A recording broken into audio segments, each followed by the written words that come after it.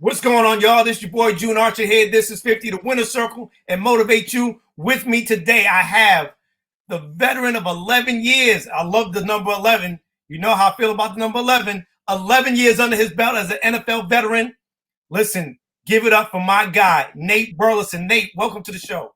Hey, I appreciate you, my brother. I appreciate you having me on. We go way back. It's about time we caught up. There's a lot going on, a lot to talk about. Man, listen, I'm so excited to have you on. I want to start by asking you, just from a humanistic standpoint, because I feel that's where we need to go. While everything has been broken, we need to go back to the humanistic part of things and just asking, how have you and the family been keeping up during the situation with COVID and everything else that's going on in the world? I appreciate it, man. Yeah, we're doing all right. I'm very blessed. I'm fortunate that I get to work from home. Like right now, I'm sitting in front of my setup that the NFL came in and outfitted my basement with. So unlike many others, I get to walk downstairs and still get paid to do my job. And I'm spending more time with my family than ever. And I have a 16-year-old, 14-year-old, and a daughter. So two boys, really two young men and a daughter. So being able to like wake up, kiss my family, hug my family with all this chaos going on in the streets, all the while trying to teach them about the realities of what's going on outside this house. We were just involved in a protest over by our house yesterday. We're going to do another one in a couple of days. So it's good. It's good, but I'm torn though, because, I find myself being comfortable and finding little pockets of joy. But then I immediately think about people that don't have this joy. I think about kids that needed those meals at school and couldn't go to school. I think about parents that are sitting back running out of savings because they're not working. I think about the small businesses that were struggling before quarantine and during isolation, and the businesses that were torn down and damaged during the riots and the looting. So I'm torn, man, because like I said, I'm like you said, on a very humanistic level. Like if you're not crying a little bit, if your spirit isn't crying a little bit, you're out of touch with reality. Because outside of your walls, no matter how comfortable you may be, there's chaos going on in the streets. You know what I'm saying? And like there's some voices that want to be heard, and there's some people that are out there protesting and really putting themselves on the front line in order to make a point. And it's something we've been fighting for not months, years, decades, for centuries, So but I'm good though. Thank you for asking. How you doing, brother? We're holding up, man. My wife has been on the front lines, but it's just a new way of living for now. But I feel like we're going to be going in the right direction moving forward. This is just temporary. This is just temporary right now. I want to talk about, if I can, how have those conversations been having young people of color like your dad probably had to talk to you about these conversations, and there's a part two to this, but how have the conversations been with your children on what's going on with George Floyd and all the other situations that have led up to what has happened and what has become the straw that has broken the camel's back? Yeah, it's been tough, but it's been necessary. I'm past the birds and the bees phase. I'm past teaching my sons how they should respect a woman and how they should treat a woman. Like, luckily, I've already had that conversation. Right. Now I'm focused on how they coexist with people, authoritative figures that don't look like them, one, that might not like them, two, and might approach them with two things, fear or hate. I feel like when it comes to races in general, like we have three ways of feeling about somebody else's race, culture, or religion. One is we admire. Right. Two is you either hate them for some specific reason. And three is fear them. Now, when it comes to how people look at us, I have to teach my kids. Now, there's people out there that admire you. They admire your skin color. They admire the kinkiness of your hair, the clothes you wear, the words you use, the way you dance, how we're smooth with our words and even smoother with our walk. They like the way you dunk a basketball, score a touchdown. They like the way that Beyonce sings or how, Chris Brown dances. They like the way, Pat Mahomes throws a football. But at the same time, as much as they can appreciate your culture, they might not put that same value in your life. Right. And for my kids to be 16 and 14 and me to have these conversations on how to, interact with the cop, where he might be trying to come in as the aggressor and he doesn't want to de-escalate the situation, like we've seen so many times with these lives lost in situations that could be avoidable. You have to be the one to manage your emotions and de-escalate it. And I have to have a conversation about my son. Like, when you start driving next year, if you get pulled over, I don't want you to reach in between your seats if your phone slips down there. Like, I don't want you to have to reach across to your glove compartment while he's sitting at the window before you tell him, I'm going to get my information. I don't want you to reach and turn the radio down or up while he's standing there, because he could take that or perceive that as a threat.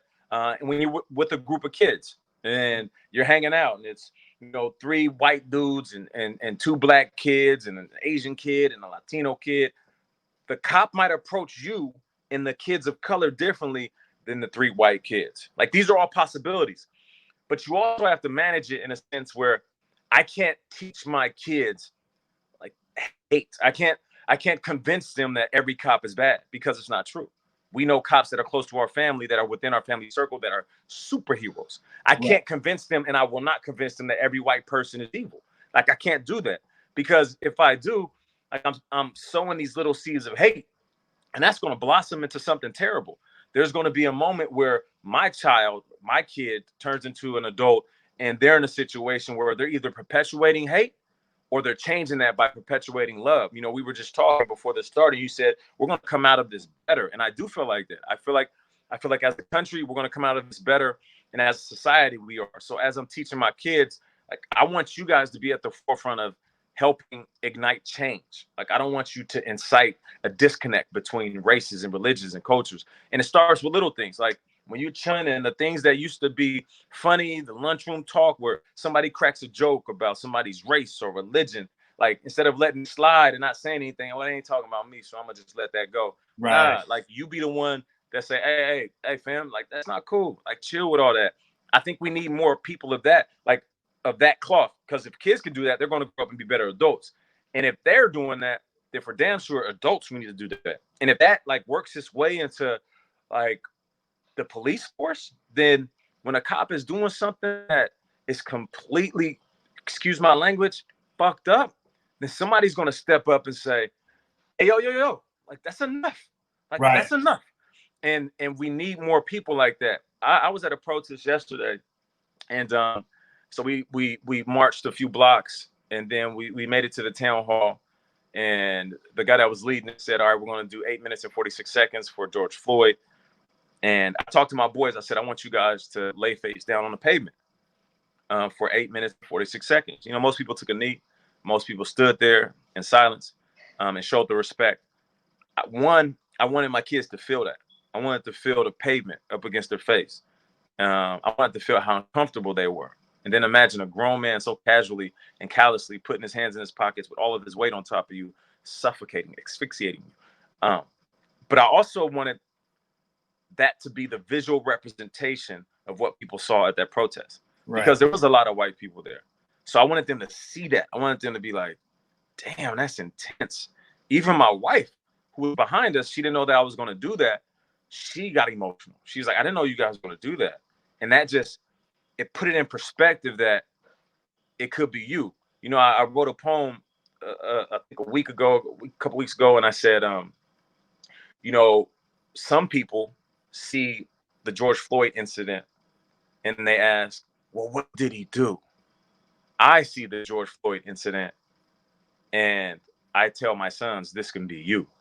So that was a line in there that was impactful about George Floyd, Ahmaud Arbery, Tatiana Jefferson, and Breonna Taylor, and the list goes on and on and on and on. So these conversations I'm having with my kids, they're real, man. And I do think they're going to be better men for it, because they understand the reality of what's outside these doors, but they also understand that there's more good in this world than evil. And I appreciate you having those conversations, because they are definitely needed.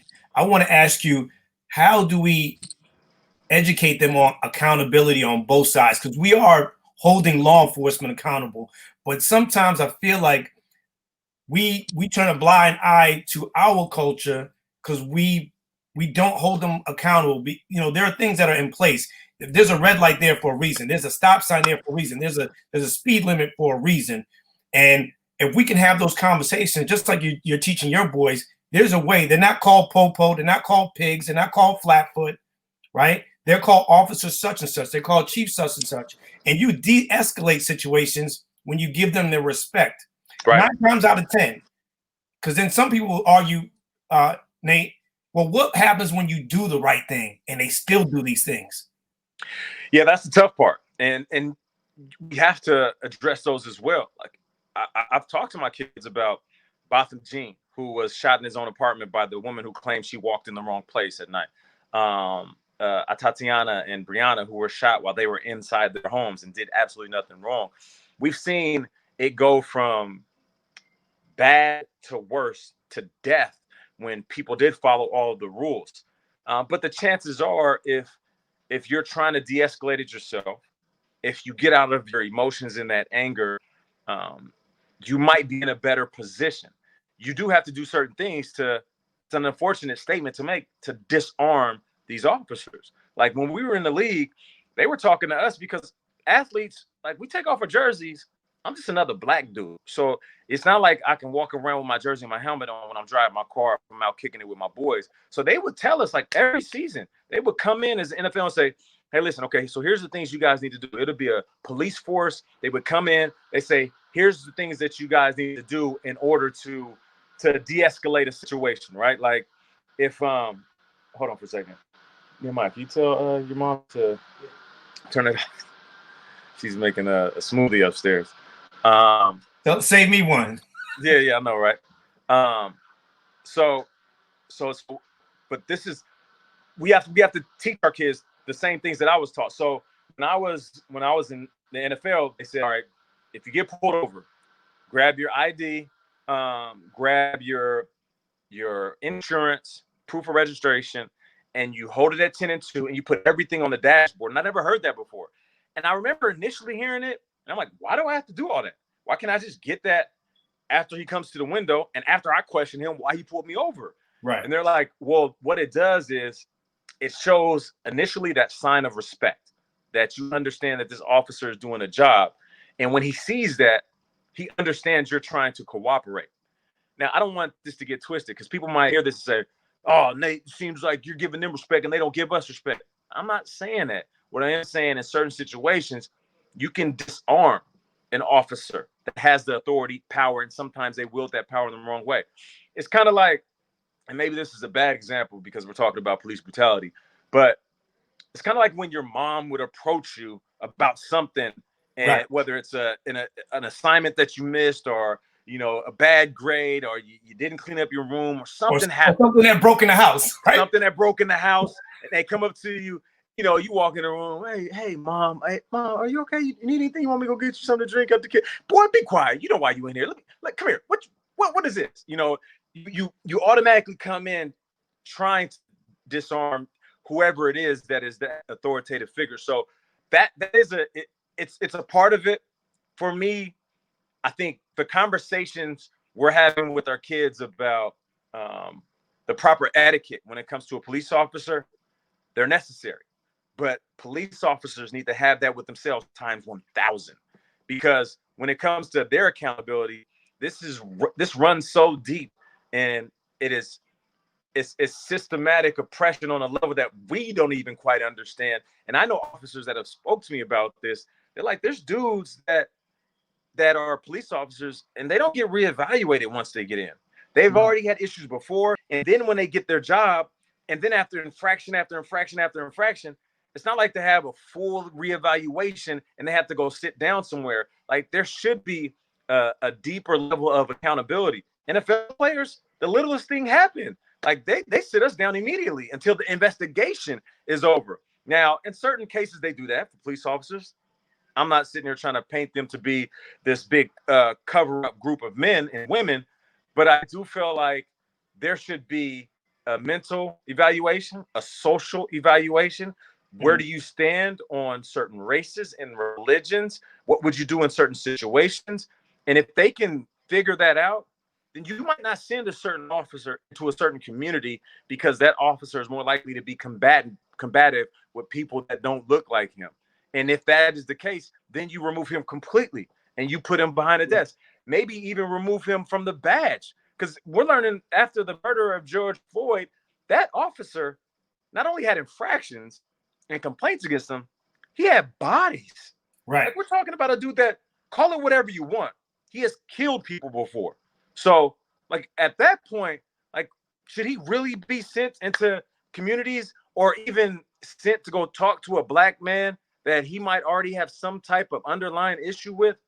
I just feel like there needs to be a deeper level of accountability. And for where we are as a country, seeing so many different people, so many different races out here protesting with passion, and officers out there, I love it too. I feel like officers are at the point where they're like, yo, these bad cops, they're painting a poor light on us, the ones that are doing the right thing, the ones that are approaching their job with compassion and integrity. So we have to hold these men and women accountable.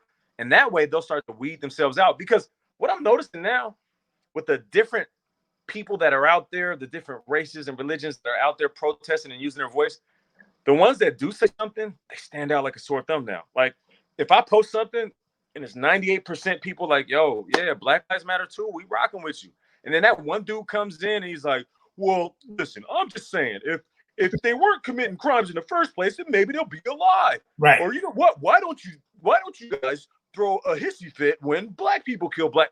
Like, I don't even have to respond anymore. There's white people, black people, young people, old people, people from different religions that will just attack this dude. Like, get out of here. And I think we're starting to weed those individuals out. Kyle Brandt, who's on our show on Good Morning Football, he said something that was pretty profound. He said, if love and hate were teams, join Team Love. Because right now, Team Hate, you guys are down. Yeah. You guys are down on the scoreboard. So when they introduce you, they're booing. Like, that should tell you something. They're booing you. And he said something that was even deeper. He said, so, and believe it or not, your kids are on Team Love right now. Like, they don't see race like you see race. They don't have hate in their heart like you have hate in their heart.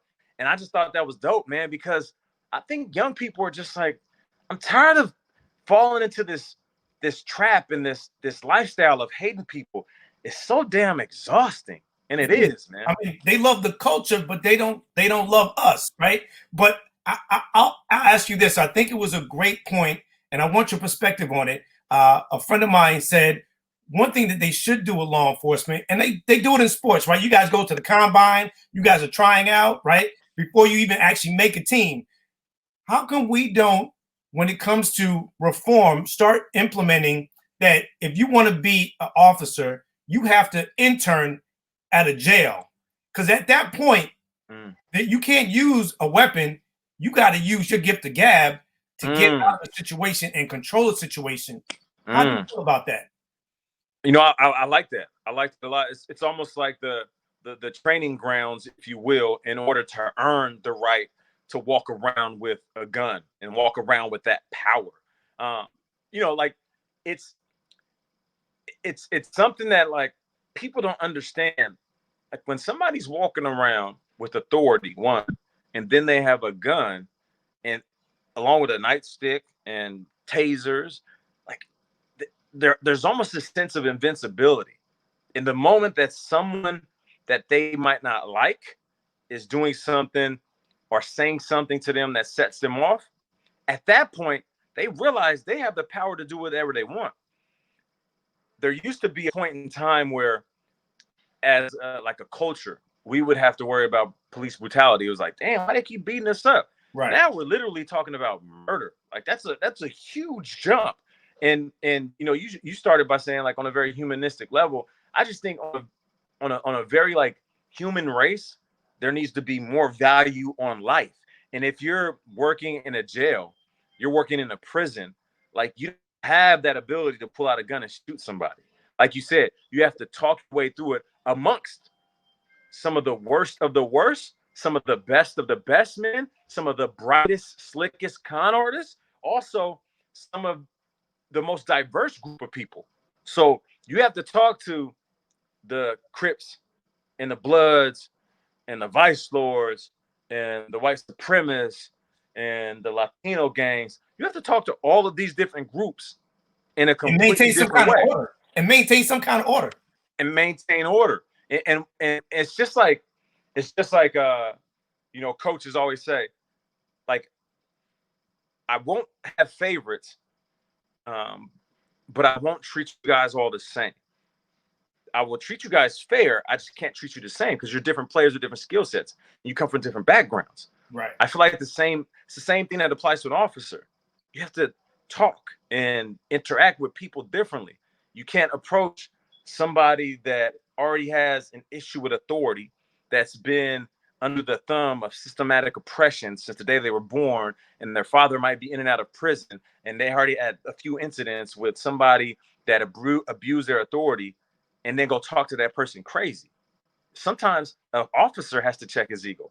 And I've seen it. This isn't me saying, oh, y'all officers need to back up and let us breathe. No, I've seen officers approach a situation with humility because they knew that that was going to disarm the crowd or disarm this individual or maybe stop something from escalating.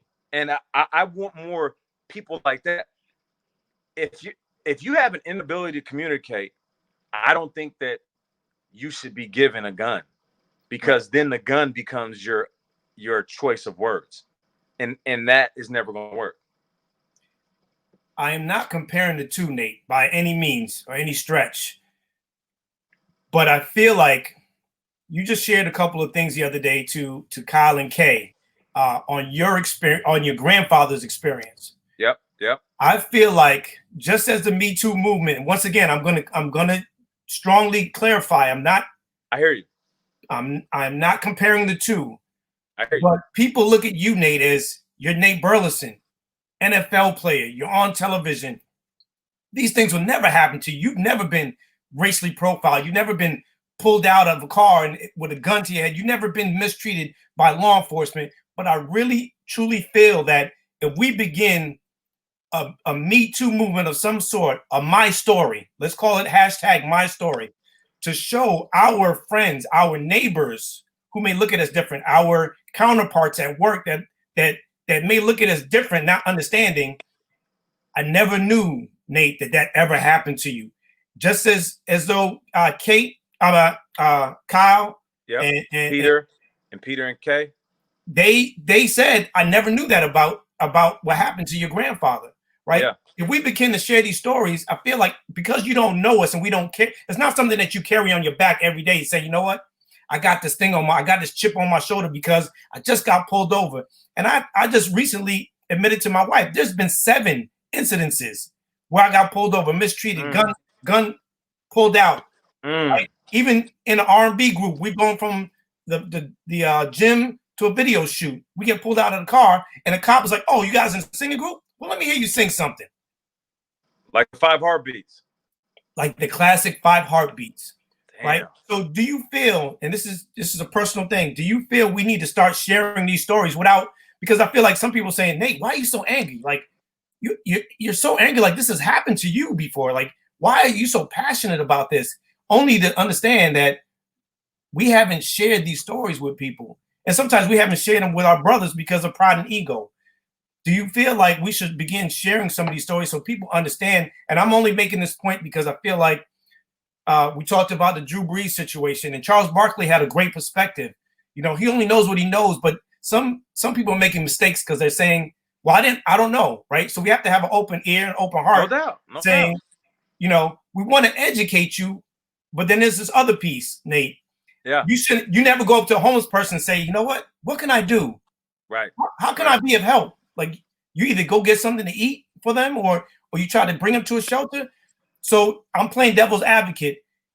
How do we address that? How do you think we should begin sharing our story so that they understand? It's not even devil's advocate. I'm with you 100%. Listen, I wanted to respond to Drew Brees with love because I know Drew Brees and I feel like he's a good dude. People like cancel Drew Brees and Drew Brees is racist. No, that's false. Like you're responding to him throwing a blanket.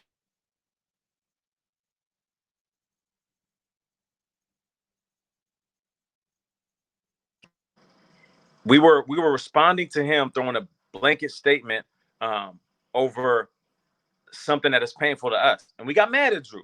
And right. I wanted to share a story with Drew, because Drew said, well, listen, man, when it comes to the flag and how I see it, I think of my grandfathers, and my hand on my heart, I shed a tear. And I said, man, Drew, I feel you. That's why I agreed with him. And I said, Drew, you're not my enemy. The narrative, right. You did say that. You made that clear. You made that clear. Yeah, and I said, and I wanted to have people see me and hear me agree with Drew. Drew, I feel you. You know, when it comes to you looking at your fathers, because I also have the grandfather story and my uncle Jimmy who served this country. But my story ends differently, because in 1971, my grandfather, who I never met, 10 years before I was born, died at the hands of police. And my father explained the story to me.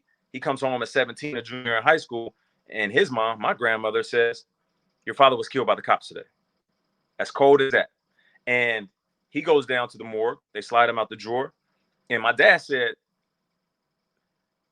I will never forget, Nate, your granddaddy is bald-headed. He has so many knots on his head, which they clearly beat him with fists, with the nightstick, and he just didn't survive the night. And there was nothing that came of it. This is a black family, and my dad was living in the projects. If anybody know anything about San Francisco, Sunnydale is one of the most notorious projects. They didn't have no money. They couldn't go get a lawyer. They couldn't go file a complaint. It was just like, what happened? Take the cop's word for it. It is what it is. So I told that story, and then my wife was like, I'm going to tell my story. My wife's father got beaten in Oklahoma. He got pulled over. One cop approaches, and he's aggressive towards my wife's father. And he already knows something bad is going to happen. Two more cops pull up. He takes a sigh of relief, like, well, at least there's some witnesses here. Right. Like, there's a white man and then a white woman and another white man. All cops walk over. The white woman walks up to him, and he's thinking, well, hopefully she's going to, like, de-escalate this. She pulls out her nightsticks, start hitting them. They all join in, start hitting them. Get out the car, get out the car. Facial fracture, jaw fracture. They hit him so hard, his eye detaches. He leaves the car. He's running. It's at nighttime. Runs smack dead into a tree. Falls, hits the floor. They handcuff him, slide him over to the street. They still beat him. People start coming out their houses. There were kids on 3 bikes riding by. Adults start coming out their houses. He's bleeding, bruised, cut everywhere. We're talking fractures on his arm for covering his face up. He shoved his head in between the space where the curb is and the street is to protect his face, because his hands were behind his back. They put him in the car, and a black officer shows up. The black officer knows my wife's father. His name is Joe, because they grew up in Oklahoma. He knows Joe. And he's like, what happened here? They're like, oh, well, he tried to run and resist, and he hit a tree. And this is what happened when he hit the tree. We just put him in the car. And they're like, he's like, what? This doesn't, look at his face. Look at his body. Unrecognizable. And they were like, oh, yeah, we're going to take him and process. He's like, no, this man needs to go to a hospital. He needs to go to a hospital. So that officer makes sure that he goes to a hospital. He has to have emergency surgery. Correct. They go in that night, the 3 officers that beat him, and try to get into his hospital room. The doctor was like, no, this man is going into surgery. We can't allow you to see this man. You can talk to him after he recovers.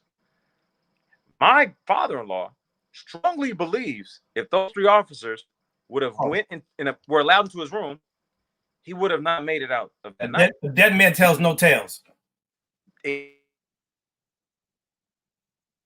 dead man tells no tales, Nate. Let me see. I froze for a second. You see me? No, I don't see you, but we hear you. I'm sure you get back. Wait, let me make sure I'm on. Video. Come on. We got to get this done, man. The devil's a liar. Here we go. The devil's a liar. Here we go. So you ain't lying. So we've seen it too many times. We heard the story too many times of individuals that were beaten and just so happen to die. And they can't tell their story. So I wanted to share those 2 stories, not for me to say, oh, every cop is bad. I wanted to share those stories so a white person that knows me can understand that I see things differently, that my America experience is different than yours. And that's what I was saying to Drew. So Drew, when you see that flag, certain feelings, they overwhelm you. Emotion, the commitment of your grandfathers, the pride. And I shed that tear in this eye. But in this eye, I shared a tear of pain because my grandfather came back on his own soil and was murdered. So when I was talking to the wife about this, and we're both talking about this, I said the same thing. I said we need to tell our stories, and so we hashtagged at the end of our stories, untold stories by us, and I feel like we should share more of those stories, and it's going to make people uncomfortable, but it's not to. It's really to create more of an understanding. Right. And let me be clear when I make this comparison, because you're doing the same thing like I am. You'll compare two things and you don't want one group of people to get mad at you. We're all familiar with PTSD, post-traumatic stress disorder, right? And individuals that serve this country and they come back and they have so many things that are going on, whether it's depression, how to work their way back into society, the lack of care and love that they feel, that really puts them in a dark place. And they deal with that. They deal with that trauma and they live with it every day. I feel like there's something that can be easily described as BTSD, and that's Black Traumatic Stress Disorder. I truly believe that a majority of us have an experience with authority or police officers and police brutality, and we carry it and we talk about it because it's almost part of life. Like, when you start thinking about almost like a rite of passage. It's almost like a rite of passage. We just wear it like cologne and we don't walk around and tell people because it will make them uncomfortable. When I started thinking about my experiences, I've had situations where an officer comes up, pulls out his gun, starts asking me questions, and it's almost so normal that I probably didn't even think it was a big deal. And I almost thought like, well, maybe he pulls over everybody like that. And then after you start talking to other people, they're like, no, we don't have those experiences. An officer comes up to me with his hands out and he's friendly, he got his elbows on the window, and then I'm on my way. And we don't have that. We do have BTSD, that Black Traumatic Stress Disorder that we live with every day. So if a white person sees a Black man being killed in the street, or a Black woman being killed at home, laying in her bed, or Botham Jean being shot in his own apartment because a police officer accidentally walked to his place, when they hear these stories or see these stories, it's kind of like, oh man, damn, I feel bad for them. Right. Wow, my heart hurts. We wear that differently because they look like us. So we walk around with that trauma of that could be me. That could be my dad. That could be my mom. That could be my brother. That could be my son. That could be my daughter. That's a whole different level of anxiety. So we should tell our stories, no matter how uncomfortable it makes people feel, because your neighbor, when they do see you, it's not that they have to walk around, woe is me, and feel bad for the Black person. Right. We rise. That's what we do. We are dealt a bad hand, we reshuffle the cards, and then we start dealing winning hands. Like, that's what we do. But that's how we were bred. That's just how we were bred. We don't want the sympathy. We want you to be sympathetic to what's been going on. We just want understanding and empathy, and that's it. So these stories do need to be told, bro. And whether it's Us Too movement or untold stories by us, I just feel like there needs to be more understanding. Like I remember one time in the Hamptons, right? And this is like one of my first few times out there. I'm a West Coast dude. So a friend of mine was like, yo, come to the Hamptons and kick it. And I'm like, all right, yeah, I'll go out there. The Hamptons, there's a certain demographic. There's not a lot of people that look like me out there. So I'm hanging out at my friend's house, right? And he's cooking out, chilling. There's different races over there. It's like Asian, a lot of white people. And like we're the only Black family that's there on this particular trip. So I'm chilling. I'm in the pool, just living my life, man. Just like having a good time. I'm like, oh, this is all right, summertime. So this is what the Hamptons is about. Okay. This is what 50 be rapping about. Okay. I dig it. Like, you know what I'm saying? So I'm in the pool, right? And this white dude, he swims over. He's just like, right. And he comes over. He's like, hey, what's up, man? And I'm like, oh, what's up? He's like, yeah, my name is so-and-so. I'm like, oh, Nate, nice to meet you. He's like, and this is shortly after, I want to say, like, is Eric Garner? How long ago was Eric Garner? Ooh. About 5 years now. 5 years ago? Might have been shortly after that. And he swims up and he's like, "Hey man, it's crazy out here, right?" I'm like, "Yeah, man, it's crazy. Unfortunate situations." And he's like, "I mean, you ever just thought like if they just do what the officer says, like they probably wouldn't end up dying?" And I was like, "Listen, my man, I just met you. And I'm not even in a place to have this conversation with you." And the fact that that's the first thing that comes out your mind is it's basically the individual's fault. Like, you got to fall back right now. Hey, go ahead and swim the other way because we're not having this conversation. Far away from me.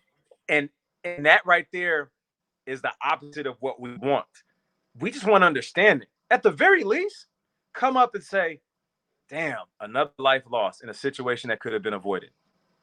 Simple. That's what Black people, we'd appreciate that. Thank you. We appreciate that. That's it. Because we would give you the same thing. If one of my white friends came up to me and said, "Yo, man, my brother, he got into it with the police and he was shot. He was shot. I don't understand it.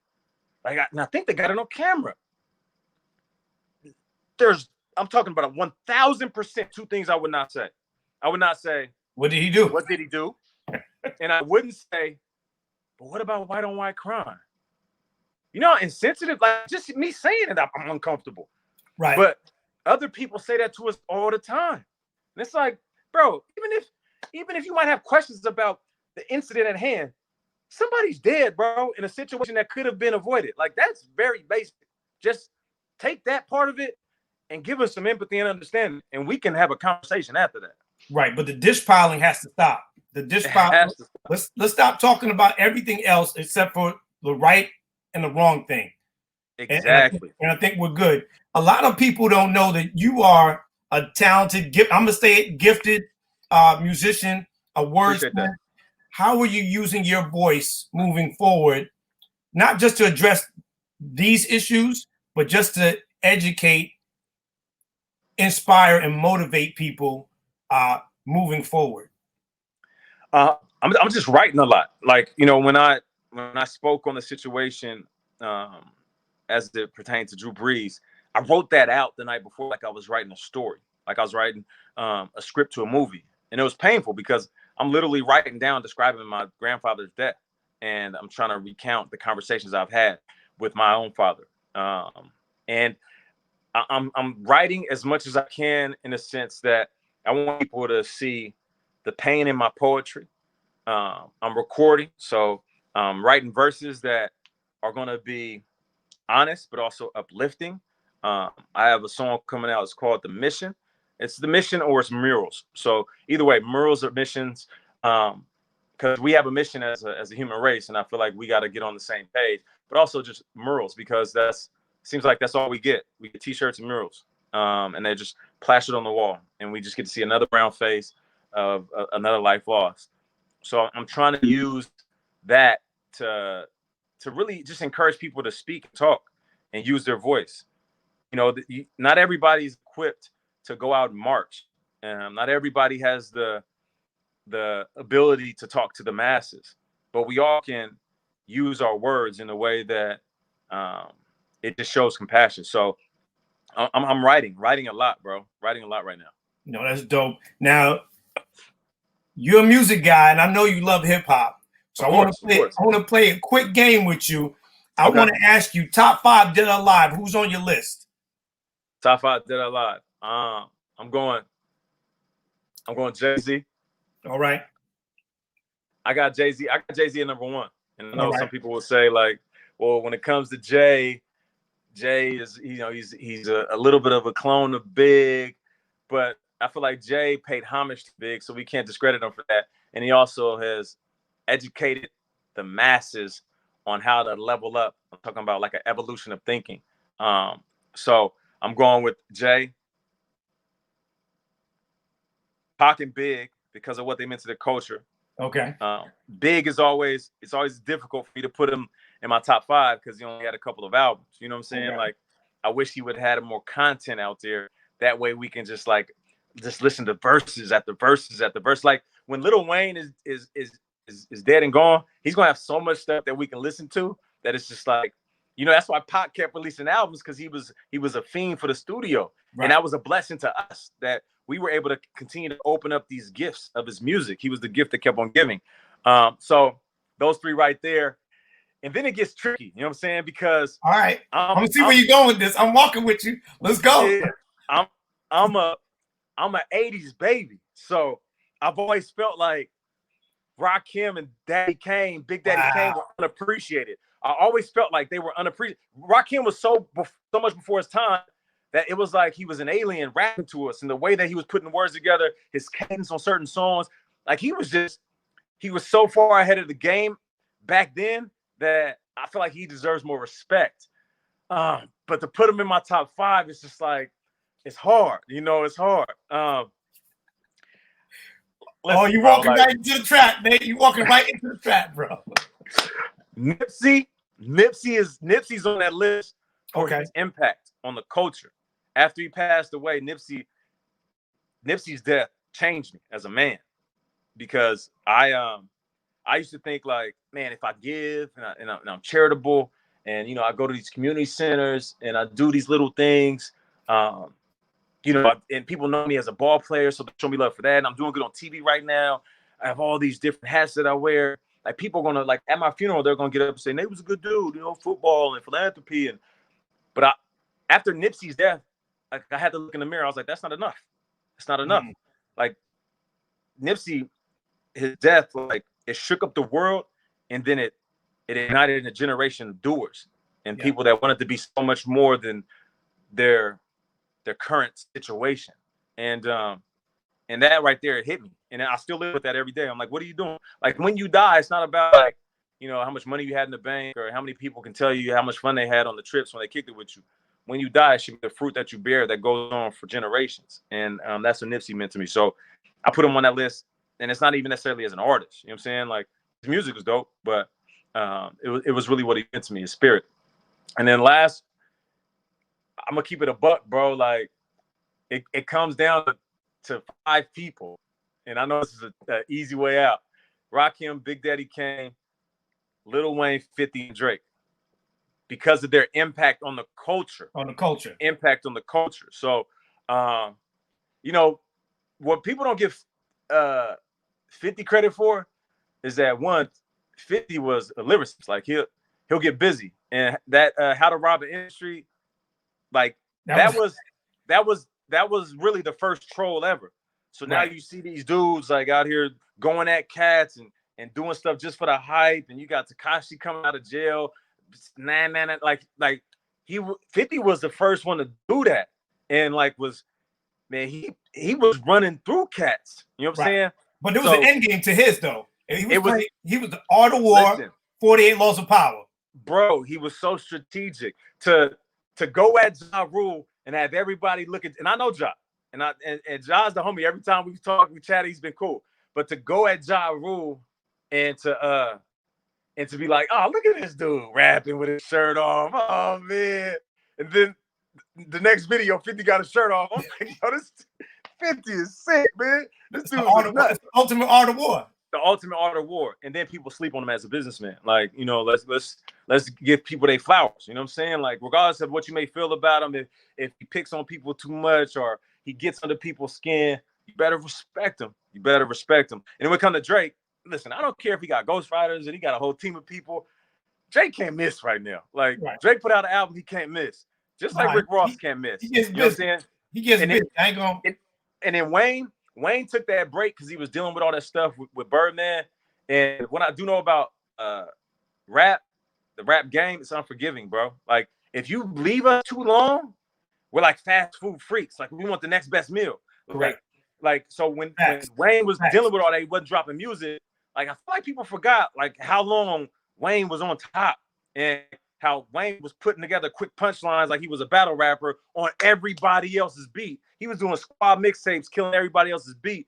So like, let's also give him credit. But yeah, and then like I said, when it comes to Big Daddy Kane and Rakim, like, them dudes was just next level. But like, I can go on for days, but I'm a hip hop head, so this is tough. That was a tough question, man. I don't like how you did that to me. So here we go. This is the fire round now. You ready? Okay. Here we go.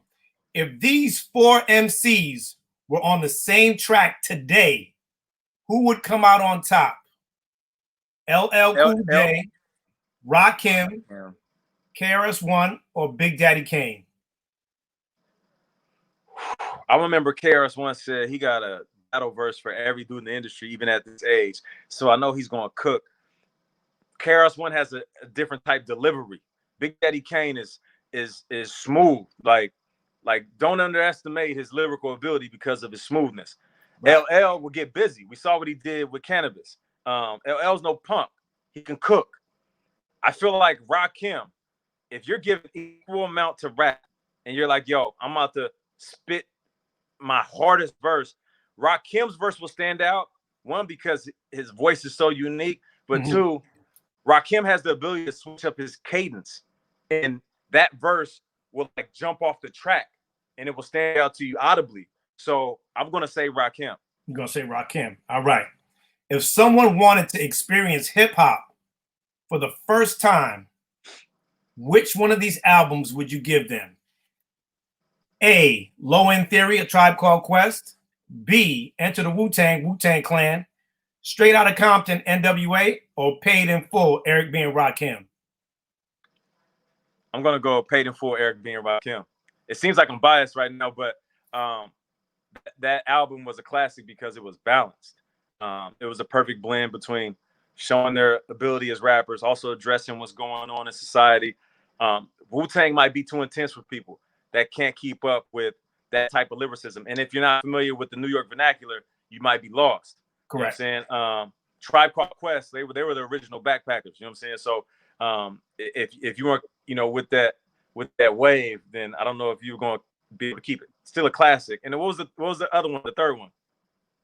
Straight Outta Compton, NWA. Yeah, that might be too hardcore for folks. You'll say it like. I love the way you are breaking this down like you want Good Morning Football. Like I'm a hip hop head, bro. I'm liking this game right here, man. I'm liking this. Next one. Lights, Camera, Action. The best film with a rapper in it. A, Belly. Yeah. B, Paid in Full. C, Boys in the Hood. Or D, Set It Off. Oh, I'm gonna go with Boys in the Hood, because at that time, I don't think on a national scale, people knew what was going on in LA. Right. So like it was like how Crush Groove came out and everybody's like, oh snap, that's the industry. Like that's wow. It was enlightening and eye opening. And I think Boys in the Hood did that. Like people were like, oh, I never really understood this gang violence cats is rapping about. That is the actual depiction. And it spawned so many movies after that. Like you can even think about like, Baby how Boy. Juice. Yeah, Baby Boy, but even East Coast, like I feel like Juice and New Jersey Drive, those were all classics. Those were like subsidiaries of like this umbrella that Boys in the Hood built, Clockers was another one. Clockers, exactly. Yeah. It was a bunch of them. All right. So we know you a swaggy dude. You swagged out. Yeah. It's the first day of school and you're trying to look fly. What are you wearing? FUBU, Sean John, Fat Farm, or Rockaware? I'm gonna go with I'm going with that Sean John. Hey, listen, FUBU was official. Rockaware was it was official, and it was official for a long time. Rockaware was dope. You know what I'm saying? But like that Sean John hit different. When it was hot, like wearing the velour with that little signature there. With the insignia with the script though. Hey, you was the freshest one in the party if you had a Sean John. Now you was hot as hell, but you might have been hot with the crushed velvet. That joint was heavy.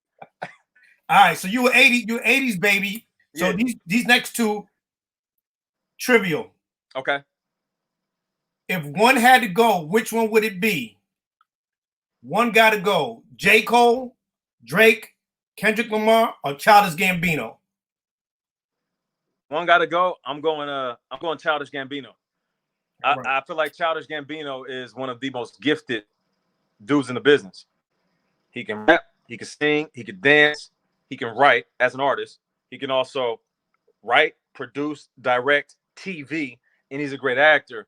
But when it comes to speaking the essence of the culture, J. Cole has done that so well. I mean, going platinum with no features. Come on. Kendrick, he basically took the torch from Pac. And Drake, he was our introduction to Canada and came in and really, regardless of what you want to say about Drake, he taught this new wave of industry artists how to collaborate on a level that always makes you relevant. Right. So like, we got to appreciate that. So yeah, I'm gonna get rid of Childish, and it's not disrespect or slight. I just think those three other artists are pure rappers and they embody that. Childish is more just like an overall talent. All right. This is University of Dope. This is the key one here now, Nate. Okay. Erase one from hip hop history. Nas, Notorious B.I.G., Tupac, or JayZ. Erase one person from hip hop history. Who would it be?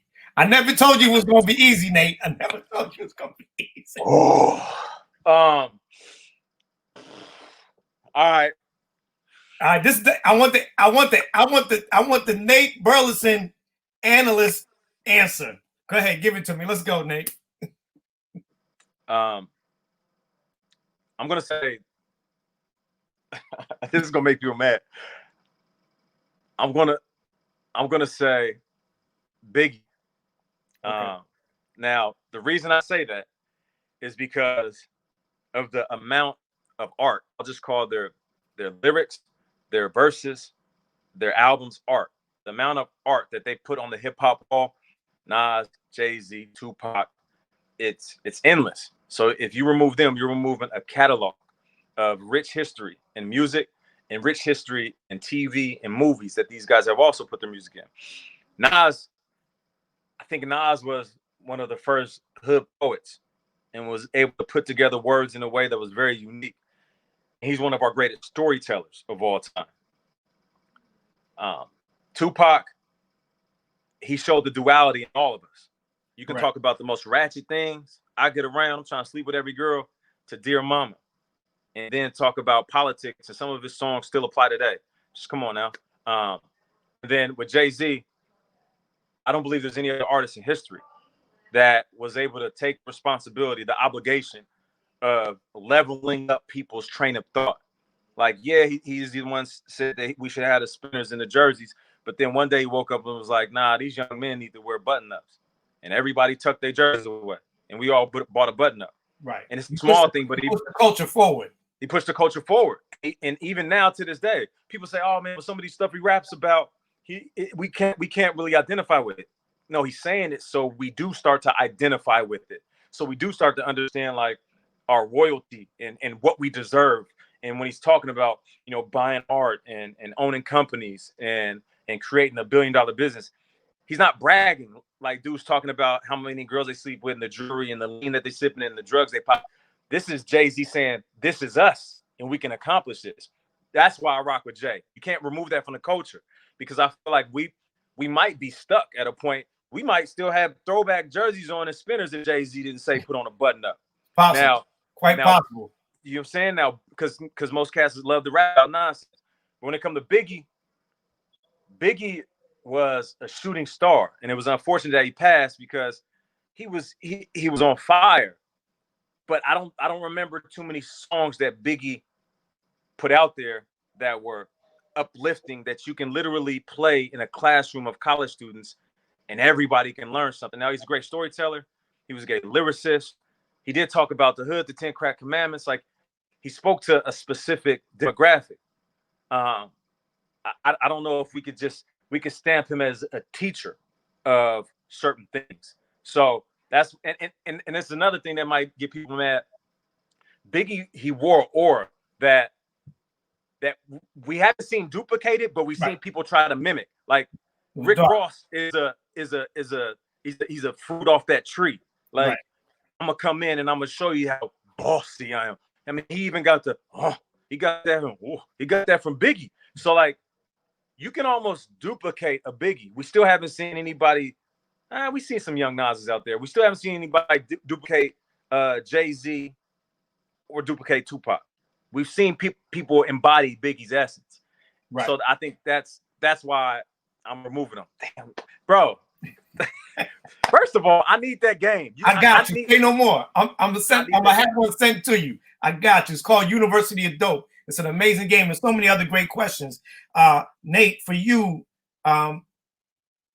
you spent time in the league. Randy Moss was injured at one point. You came in, you got the call, you got the nod, and you went ahead to record over 1,000 yards. Yeah. It was one of your breakout seasons. Yeah. Can you talk to the people who are, or anyone who's watching and listening today, who's having a hard time transitioning through this COVID period, having a hard time getting through the George Floyd and the Trayvon Martin and everything else, or they're losing their jobs, they're not working, they're trying to figure out how to put food on the table, figure out how to get their kids through school, pay the rent, pay the car note. You have had the opportunity to, when you recorded that 1,000-yard season, you got the call. A lot of people, when they get the call, they fumble the ball, for lack of a better word and term. Right. Can you just share with somebody a key to success or some words of wisdom that will help uplift them in this moment of time, or in a moment where they feel like they're stuck and their blessings are being blocked? Let me first say that anybody dealing with the effects of quarantine, being isolated, not being able to work, even some of the effects of the rioting and the looting, maybe your businesses or where you worked was damaged. I'll say straight up, you're stronger than you realize. You're stronger than me. I'm sitting in a very privileged position, being able to work from home. So one, know your strength. Like, use this time to redefine who you are. We all felt like we were a certain individual before 2020 hit. 2020 has shook up the world. I mean, they took Kobe right out the gate, and then it seemed like the world started falling apart. But what you can do, though, is fill up your toolbox. What I've done throughout my life is made sure that I had so many different interests, and with those interests, I've attached a skill set. So because I love music, I started writing. Because I love movies and theater, I started putting together scripts. Because I love different sports, I started watching them. Because I love food, I started cooking. Because I feel like my kids need me, I became a better teacher. Because I feel like my daughter needs an example of what a man should be whenever she starts dating and get married, I became a better husband to her mother.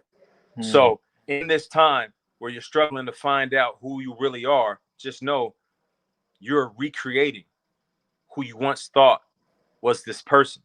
So by the time we come out of this, you could look in the mirror and be like, I got more tools in the toolbox. Like, I had one job and I thought I was this guy and I thought I was this woman. But after we come out of quarantine, you get back on the streets, you can pull something else out.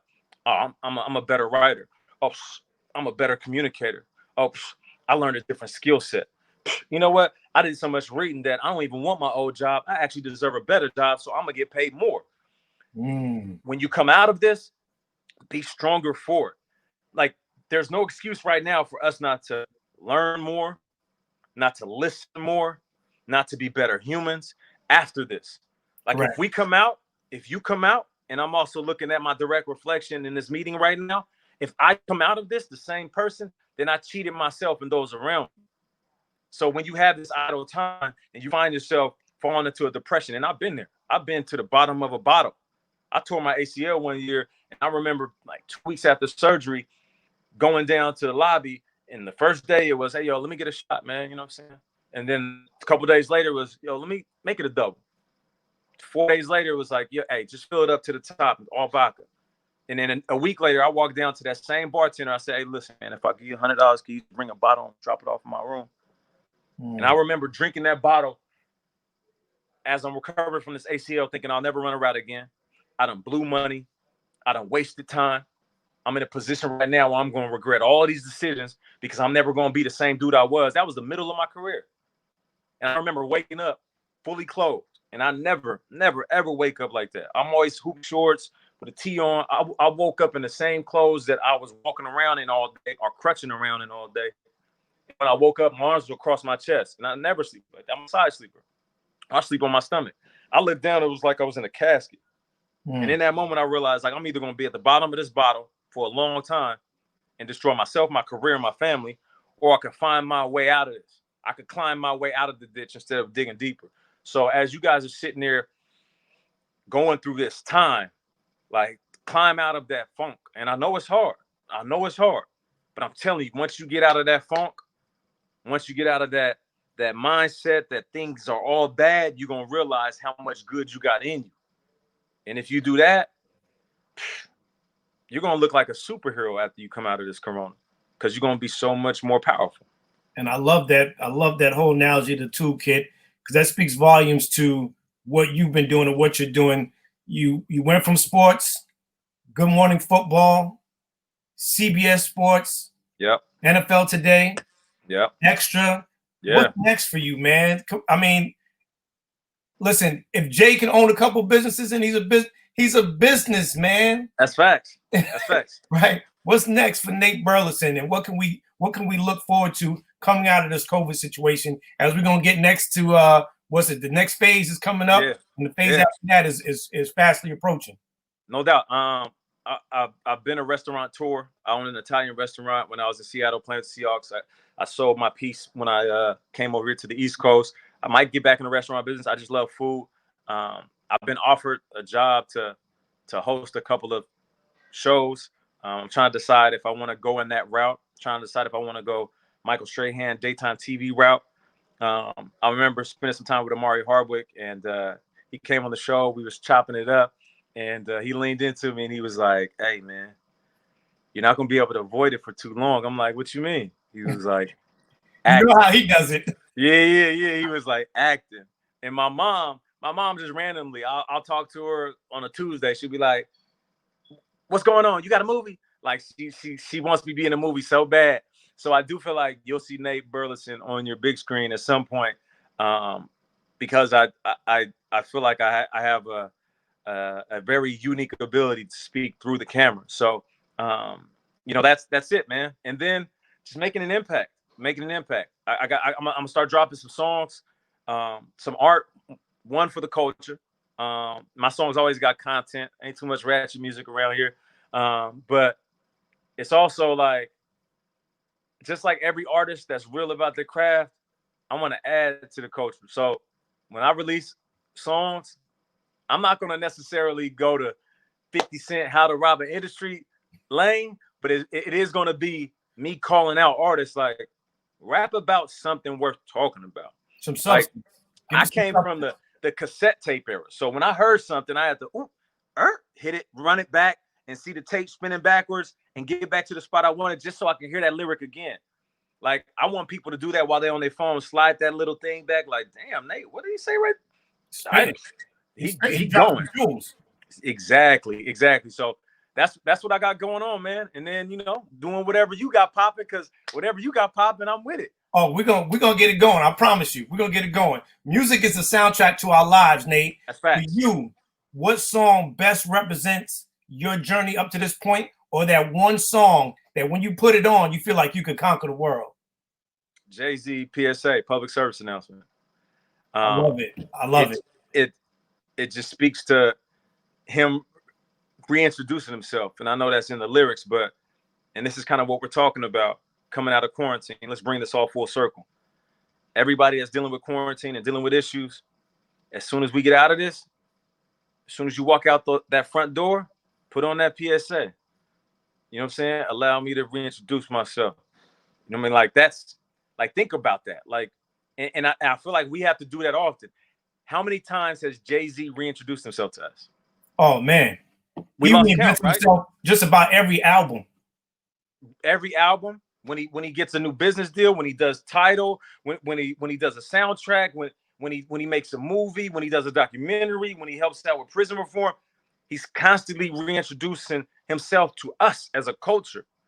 And we get caught in a place where we thought we were supposed to be this one person, and you're supposed to be that one person for the rest of your life. Nah, life is evolution.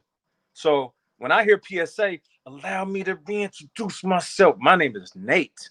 You know what I'm saying? Like, hey, forget what you thought you knew. Right. Wait till I show you what I'm about to do.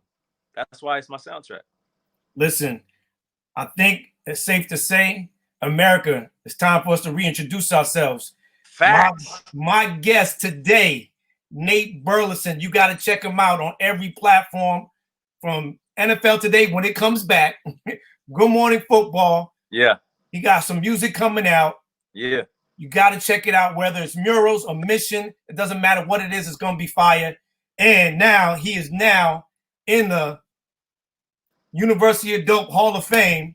My guest today, my brother, Nate Burleson. So thank you so much for being on the show, man. We love you. God bless you. Anything that we could support, you let us know. We're going to be here. Where can we follow you? And is there anything we could shout? Any businesses? I know you got a clothing line, too, that you were rocking. But where can we follow you moving forward? Yeah, at Nate Burleson on every social platform. Every social media platform. Got a couple of clothing lines, Lion Blood, got the 1C collection. Really, man, just, you know, I don't really need y'all to follow me as a consumer. Just listen to me. I'm here to change the world with my words, man. So I'm just thankful that you had me on, man. This hour flew by, and when things open up, we gotta do this in person, man. You know what I'm saying? Definitely. We gotta get the families together and talk to these young men of color and make these things happen. Nate, I appreciate you, man. Love you. Keep doing what you're doing. Love to you and the family. Love you too, bro. Stay safe.